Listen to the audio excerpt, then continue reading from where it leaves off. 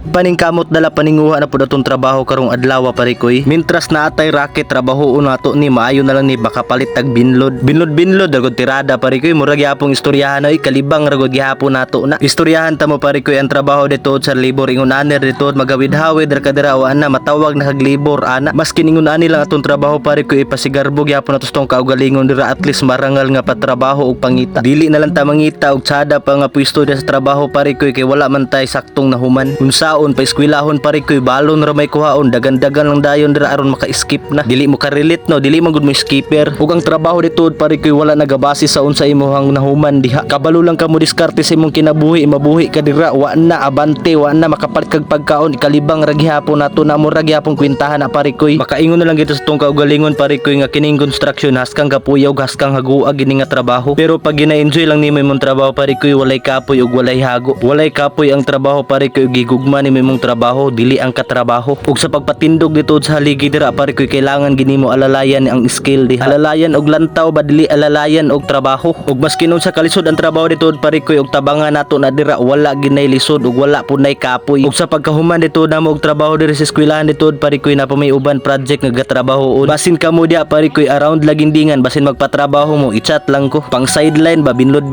tirada. Ang trabaho ra dito nay baluan ako pare koy kanang mag-welding kag kahoy ingon ani pag welding sa kahoy pare koy lantawan niya aron makabalo mo udok-dokon dayon na pag human og welding. Ug dire ni dito nga part dito pare koy no wa nagigamitan na namo nag level hose diha. Level hose o hose level parehas ra na ang importante matupong nato ning gitrabaho nato dire. Ug mas maayo man pud ng level ang ato ang gitrabaho dira pare koy ug eskwalado pa na dira aron pohon basin og nay maka-appreciate sa atong trabaho dira kuhaon pa ta magpatrabaho. Ug salamat dito kay sa mga tawo nga ga-share sa akong video dito pare koy no. Isa ka share lang dito ninyo pare koy dako na kaayo nako ng pasalamat na maora to pare koy. I love you all. Bye bye.